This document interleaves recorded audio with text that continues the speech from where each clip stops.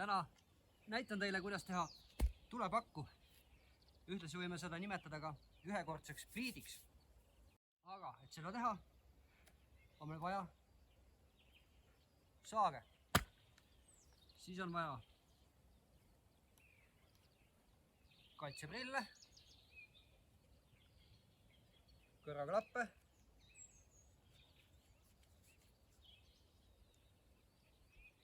ja kindaid.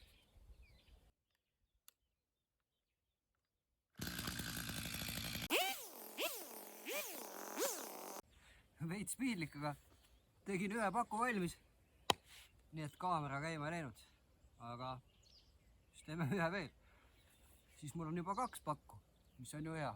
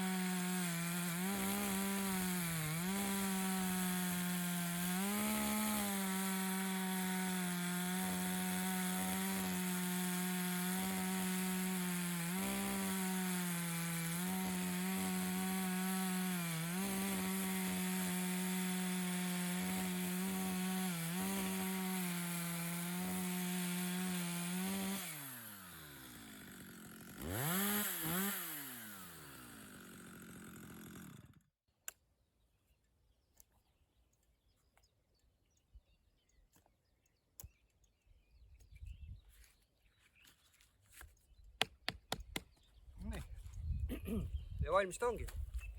Et siis lõikasin umbes 3 pakuni ristisooned. Ja siis lõikasin väikesed sooned juurde, et siis on nagu lihtsam süüdata. Ja teiselt poolt lõikasin nagu vastu niimoodi, et need sooned omavahel ei kattuks, no muidu lõikad ju pooleks. Ja miks ma nii teen? Ma ei teagi, ega keegi õpetajat täpselt ei ole, aga minu meelest on niimoodi hea, et kui need lõikejooned nagu katavad üksteist, et siis tekib siit nagu läbivava. Ja siis see pakk saab siit hästi alt õhu kätte ja põleb väiksema suitsuga. Ja läheb paremini põlema. Selline on minu teooria. Kas see nüüd päris õige on? Kes teab? Ja muidugi see asi ka, et saeõlitus tuleks üle vaadata. Kett suitseb meie, et õudne. Kui plaanid seda tulepakku lähiajal hakata kasutama, siis võta kuiv pakk, muidu sa ei saa seda põlema.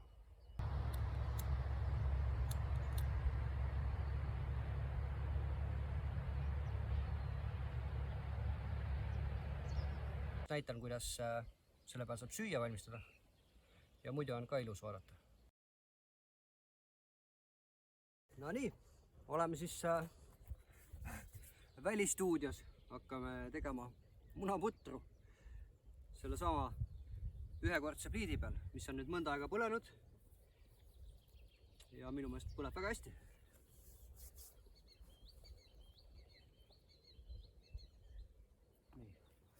Et munaputru teha on vaja ka mõningaid asju. Mina ostsin peekonit ja ostsin muna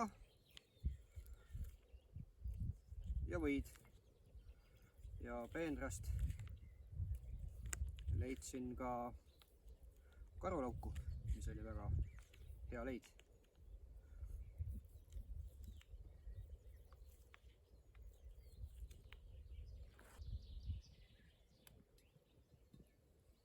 Peekon on tükeldatud. Paneks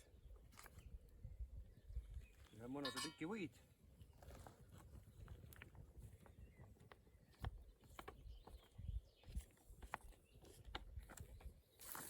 Siis klopime lahti 4 muna. Või no kuidas vaja on, mitmele inimesele süüa teeb.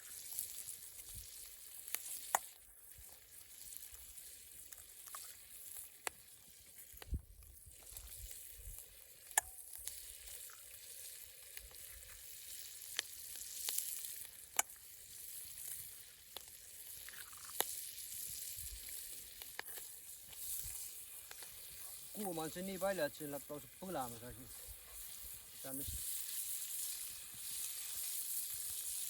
korra tule pealt maha võtma.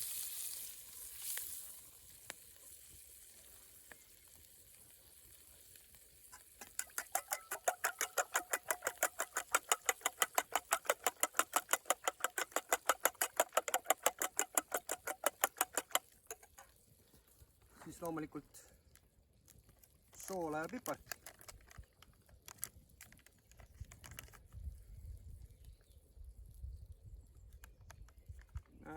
Ongi viimane lõpp. Juba puhast. Ja natuke soola.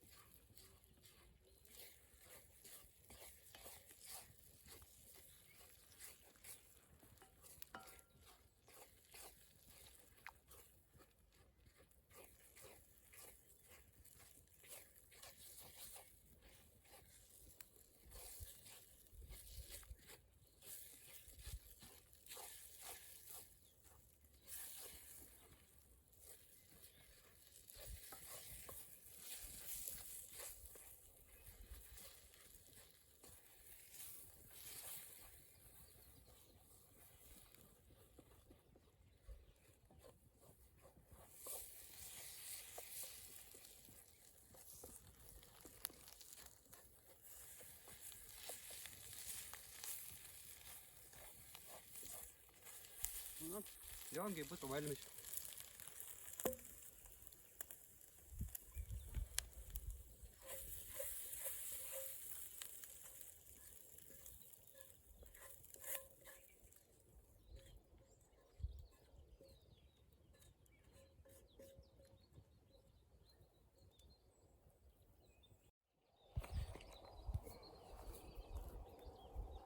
See on siis see karvalauk.